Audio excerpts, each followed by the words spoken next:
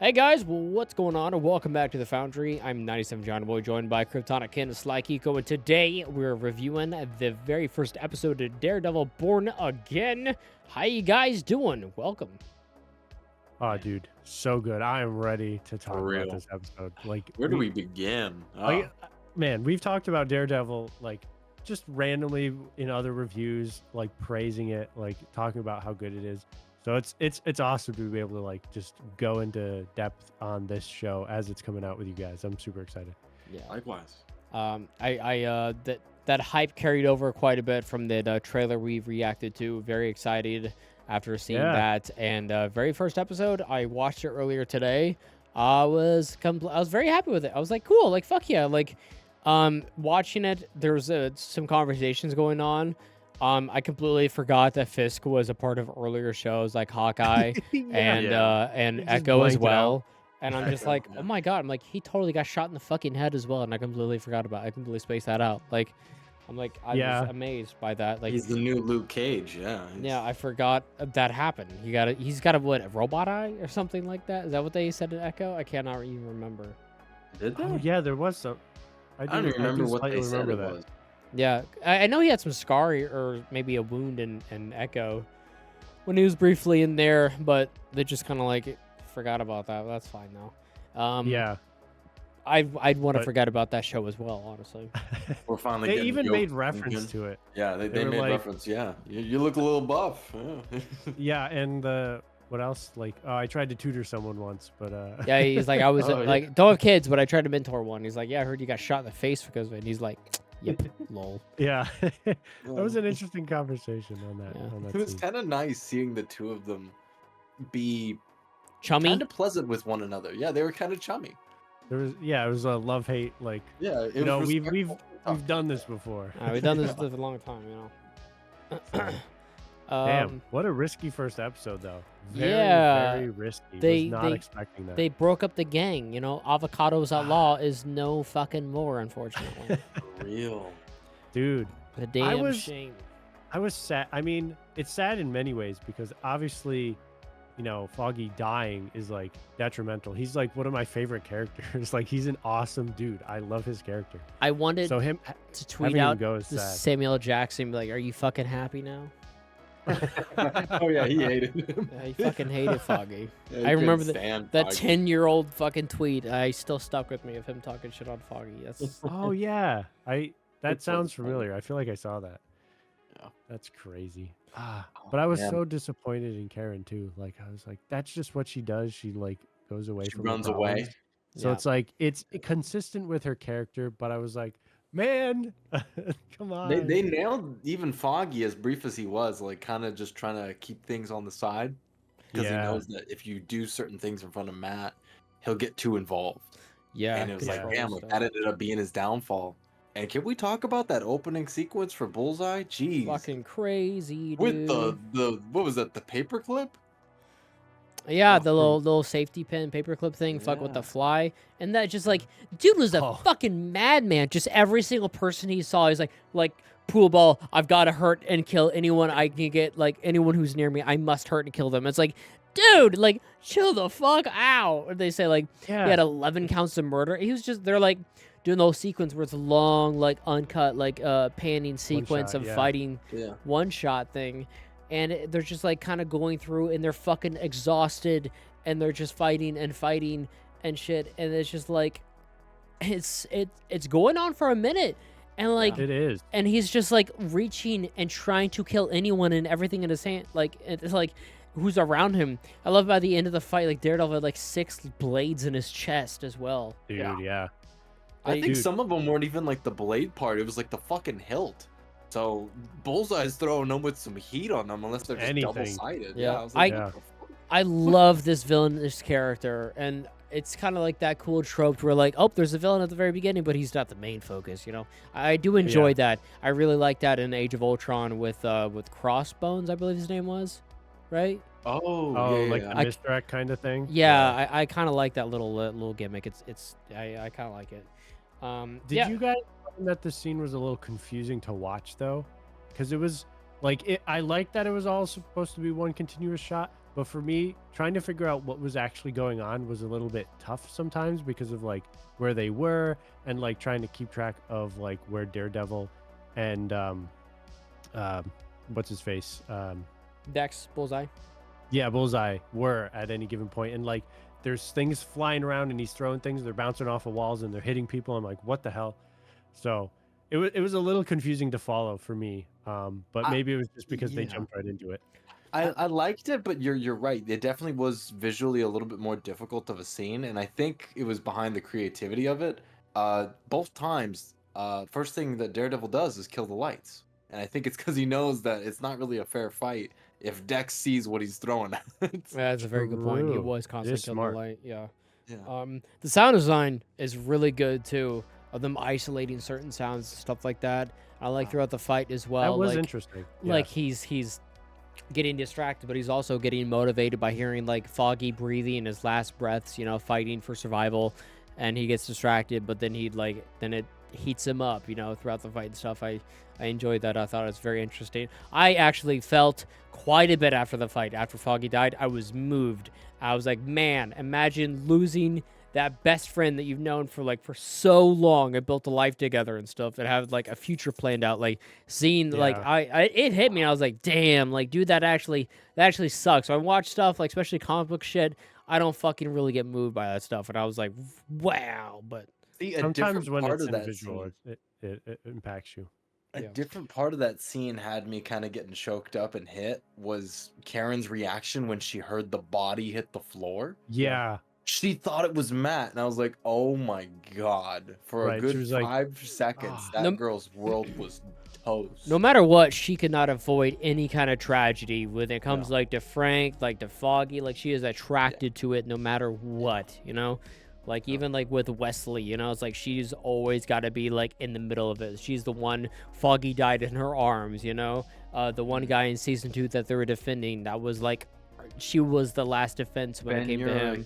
Yeah, like him as well. Also, it's really interesting. I'm assuming his daughter. Whose daughter? Oh, Yurik, it was the television show or like the internet show where they kept interviewing people in the BB. street. Yeah, BB. BB, yeah. Yeah, that. Oh, Might be onto something with that. Well, they said last name Yurik, so I'm assuming daughter or something like that. I thought that was really Oh. interesting. that I didn't make that connection because honestly it's been a little while Reporter. since I've That watched slipped the by me. show, so that actually makes a lot of sense. That's cool. Yeah, I That thought is it was really pretty cool. sweet. Yeah, but like, yeah. I kind of wanted to say like I kind of don't blame Karen because it's like she wasn't running exactly from Matt like as well, but Yeah. like she kind of like she has been through a lot of stuff. I feel like even more like for someone who's not really supposed to be going through that stuff, like who's like, hey, like I'm the support for Matt and Daredevil, kind of like I'm not really supposed to be in that shit, and she's constantly like thrown in the mix by trying to just do the right thing and stuff, and like maybe it is good for her to just get the fuck out and away from that stuff, you know? Yeah, it makes sense. I think they needed a decent reason to bring new cast members in. They probably didn't want like both of them in the show. They wanted to kind of do a little something new while still continuing what happened on the Netflix show. So having them in the first episode, having this all happen, I think kind of made sense without being too like abrupt. Yeah. Like I think they did it well. It's a weird And take. it all fit within their characters. It's very weird for them just to bring She-Hulk in and turn it into a comedy after that. And then Yeah. But this opening scene was fantastic though. It was oof. I thought about It at the was a very roller end of the coaster. episode, I was like, man, that was all the action we got. I was like, fuck, that's all the action I needed, man. Dude, yeah. That shit was just so intense. Yeah, I love I not only do I love like Bullseye, like his character, but I love his coldness and I love his like fucking serial killer mentality as well. And I'm like, that's terrifying in itself. Like some Zodiac killer, you know, it's just like he does not care at all. And they got him like strapped down where his hands, he can't even touch anything. It's like, what do you say, anything? Or the fucking callback to when he entered the bar. Or like when he was about to walk up to Karen, he goes, "Hello, Karen," like just like he did when he was wearing the Daredevil suit in season 3. Like I'm like, fucking A, like I love it. Yeah. I love it. They did good. They did a good job making sure it was consistent. I was a little thrown off by the Fisk and Vanessa like visiting of their relationship and how they're married, but she's got something going on and he's wanting to rekindle and she's not Yeah. interested, but she's like, I'm the boss now, and I'm like, huh. And they mentioned the tracksuit as well, so that's kind of cool that they're keeping that up. Traxxas I Mafia. did notice that. I did notice that. It looked like one of the guys at the table. Maybe that was like the lover, the secret lover. But I don't know if there was a Russian accent. I was like, or is that going to be like a Russian callback from like season 1 or something like that? Like, I don't know. Maybe. I don't know. I thought the I was Tracksuit speculating. Mafia was Russian, so that would kind of make sense. I don't know maybe. anything, dude. I don't know. know. Maybe. But I thought it was weird too. It was a little bit, threw me off a little bit. It's because it's been so long, I couldn't even remember. I thought for a second that they changed actresses for Vanessa, and I was like, was that her? It's just been so long since It's I've seen been her a character. decade. It's also been 10 years, you know? Yeah. So it's kind of hard for these characters not to be aging that much because it's been literally a fucking decade since season 1 came out. Yeah. Kind of insane. Yeah. What do you think about him dropping the white suit and putting on his little mayor attire? He's entering a new phase. Dude. Yeah, like an opposite of symbolic, of where he's like, he's white, he's pure, but it's like now he puts on like, it's like now I get to do the real dirty work, like gotta put on my work clothes, you know? Like now I'm Yeah. gonna do the hard, dirty job now of cleaning up the city through politics and stuff. I'm like, what the hell? It's interesting how like topical a lot of it is with just the state of the world right now. So I thought a lot of it was just very interesting. Yeah, I was seeing I- like a bit parallels in my head. I'm like, am I reaching like or more what? I mean, I never want to get too much into it because Political, you go down kind of a slippery slope there, but I feel obviously I don't think they intended that because the show was written and shot much before the state of the world is right now. So I think it just happened to be lining up, but it is very interesting how that, has panned out, I guess. People will elect a villain, you know? Yeah, exactly. You know, just like it's what about the fucking the Ted Cruz little fanboy he had?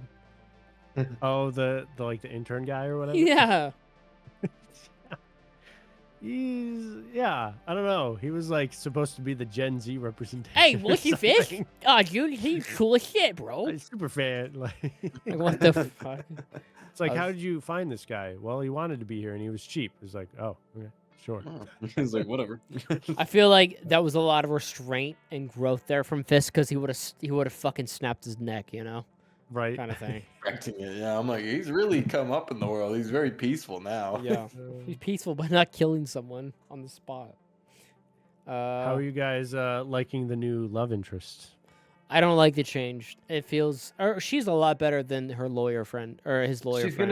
gonna be temporary. Let's be real. Yeah. What they're canonically doing here, reminding us, is that Matt stays getting women. Just, Hey, he's a fucking just lady, man. nonstop. Right. He bags a woman on the first episode. We're like, what? I thought when I they're thought like, she was all right. I like her. Her. She's got a nice. I mean, not she's gonna be Karen. there She's for a not bit. Claire. you know, what I thought like Alexa. they met up because she was like, oh, you need therapy. That's why I met. Yes. And it's like I didn't realize this was supposed to be a blind date. I thought she was saying that he needed therapy Yeah, to get over the I death of thought his so too. friend. And they're just like, oh, want to get a coffee? And I'm like, hang on a minute. I'm like, are they not gonna? Is he not here to get like help for his like mental distress or emotional distress? It's like, no, he's gonna fuck. Okay, that's how we get. All right. Like, damn, Daredevil, you me for real, man. I thought it was fun. I thought the whole setting them up by thinking they needed each other's services. I thought that was kind of Profession? funny. Yeah, I it was thought clever. it was funny. I Big thought red it was, move. I was I very, like the relationship between him and the new partner, I guess. Yeah, at the law firm. I think he's gonna get with her somewhere down the line. Maybe. I don't know. I think they have a good like friendly banter going back and forth. I don't know if they'll So do did that. him and Karen. Look what happened there. Like, That's fair. Did- That's fair. yeah, they had tensions were fucking still very high at the very beginning of that. Well, I don't know. I like her so far. I feel like she'll be in there for a bit, I think. yes. Yeah. Interesting. So they did name a new vigilante that we didn't get to see any. We saw some like news coverage footage, and someone mentioned them briefly. Is it Yeah. what was it, White Tiger White Tiger. It was a Yeah. White Tiger. It looked really interesting. Saw some footage of them saving or taking down a thug at a gas station. But as for like kind of villains or like in the area, it sounded like that like organized crime was still at an all-time high. They said on the news multiple times that Daredevil stopped being a vigilante, and that also vigilantes are still a menace, and they're gonna fucking take a stop at that apparently. But I mean, Miss Fisk has a bunch of mob bosses down, so like stuff is still fucking going down, I guess. Yeah. That's I kind of really enjoyed the diversity of characters that we saw in season 1 of Daredevil, of like just the different factions, I guess. You know, each boss representing a different faction. I would be really interested in seeing the same kind of thing in this season, but I kind of doubt it though. But Yeah, I feel like this one's going to be a bit more focused on just like Fisk's stuff in office, I guess, and how he runs things. yeah, I'm betting that that's going to be just kind of the main thing. There'll probably be a few things here and there, but I actually don't even remember how long this season is supposed to be. I think imagine it's gonna 13 be another- episodes or 10 episodes. I think I saw, or 8. Yeah, if it copies the Netflix show, 13 or so. I think so. That would be fine. I was I would- anticipating sweet spot somewhere above 12, but beneath 16. Because Yeah. I don't want a story that gets just so convoluted and with run on. Because, yeah, there'd be like an episode or so in like the Netflix version that would have a little too much. That you're like, okay, we know what you're doing. So far, so good. Pacing's Yeah. good for this first episode, for sure. Yeah, I it think is. they did a good job of Uh, keeping my interest. I was very happy with it. They hit you with so much action and kind of overwhelmed you to where you're like, I need to decompress for a minute, you know? So I think they did it really well for not including like anything like too hectic, crazy going on for the rest of the episode. But I mean, like they did a whole bunch of like they revisited a lot of the old characters from season 1, from Foggy to Karen to even like the Urich name, and with Fisk and Miss Fisk. So Yeah. that's pretty cool. Yeah. Yeah. Yeah, it was a lot actually. I was trying to rack my brain and like remember all this stuff from like the Netflix show while they're going through, and I'm like, I should know some of these names more. I'm like, it's slowly coming back. So I'm glad they're like bringing it back up, so it's not just like a random mention and you're like, I have no idea who that is. They're kind of reintroducing you a little bit so you can Yeah. kind of build that back up. Like Josie's bar and stuff like that. They had that, and how Yeah. how centralized they are with like being like focusing with the locals in like specific like sweet spots in New York City and stuff like that, and actually showing their true love for New York City. Yeah. It was really cool. It was you actually do see some growth of Fisk, of like him doing interviews, and you see he seems awkward and almost like uncomfortable, and like even like him kind of holding himself, controlling himself in the diner. He gets mad a little bit at Matt. Also, when the Gen Z guy's talking to him, he's like, "You're dope as fuck, bro," and he kind of controls himself, you know. But I mean, like, I like how in the very first scene he has where he goes up to Vanessa, he has the hand twitch again. mhm. I think he does that as like his little calming mantra whenever he wants to just choke someone out. Yeah, it's a different Fisk, you know. But I mean, I'm sure that big man is still like in there. Oh yeah. Because they mentioned he's like it's Kingpin. He's like he's gone, you know. And same thing with Daredevil. He's gone. It's just Matt Murdock and Wilson Fisk now. Like Yeah. So I'm very curious on how this is gonna go. To where it's like, how is this conflict going to continue between the two of them? Because like he hates him on a personal level, but it's like that doesn't give you a reason to fucking go out there and bust his head open, you know? Right, yeah. He's also grappling with the fact that he actually finally killed a dude on purpose and threw him right off the roof. Well, he tried to, I yeah. guess. So, like, in his mind, he did. Like, he crossed that line by trying to kill him. I really, really didn't like that because it was such a fucking moment when he refused to finish off Fisk in season 3, and I feel like it just happened so fast. I'm like, He I needed a understand little bit why. more, Yeah. Like, contemplation or something. I get why for sure, but like I still feel like it was such a it should have been a way bigger fucking moment. You know, maybe Right. built up at the end of the first episode or something like that. You know, Like I seeing the struggle inside of him, like, or something, you know? Yeah. because it was such a one. That's one of my favorite moments of season 3 is when he refused to finish him off and he's like, "I beat you," you know, and then they Yeah. just kind of like immediately the first like 10 minutes are like, and that means nothing now. And it's like, damn, dude. I'm like, I get Yeah. why. Like, I totally understand why he threw him off the building, you know? Like, it's his best friend. I just wanted it to mean something more and be more impactful for the audience, I guess. Or me watching. Yeah. It kind of diminishes it a little. Yeah. Yeah. Agreed. I definitely can see that for sure. Yeah. It was crazy how he survived the drop, though, you know? A year later. Who knows how? It's a Like, tough cookie. Not gonna lie. Yeah. Could take a that's hit. just insane to me. I was going to mention something completely else that I completely forgot. Oh, he's got a fucking grappling hook now, dude. Oh yeah, Who? with the nunchucks Daredevil? thing. Daredevil, he yeah. had that from season 2 when what's his name made that for him. I do not even remember that. I do not he even put remember like him. a wire in the middle of the batons. Do So they not could turn remember into him nunchucks at a certain length. Do Yeah. not remember him swinging like Batman throughout the Yeah. I don't city. think he ever did it that way, did he? Correct. Like he used it in combat to like. He had like one at or two someone. scenes tops where he would do it for flair. That was it. But it Yeah. wasn't to Right. like get around town. Yeah. Yeah, I Yeah, do he definitely not. started doing that more. I agree with you. That's my bad. I do not remember that at all. No, you're good. What was that guy's name? Shit. Melvin? Melvin. Ah, Yes. good old Melvin. I can't remember what because he was supposed to be a larger character, right? He was pretty significant. Yeah, he made the suit. He was, yeah. I thought he was supposed to be a villain or maybe a neutral character, like a mask or Oh. something like that. I can't remember. He was Oh. supposed to be. They'll do that sometimes. Like from the comics or something. Yeah, like and they'll have like Mm. like fucking Dawn of Justice will have a character with a name and it turns out he's actually like Firefly or some shit like that, you know? Oh, yeah. Like Right, yep. beforehand, you know, kind of thing like that. But That's fair. yeah, very fun first episode. I'll give it an 8. I agree. I think that's a solid way to start. Strong. Gives it some room for improvement. Yep. Yeah. It's just a very solid, enjoyable episode. Had some questionable decisions, but overall very good. Indeed.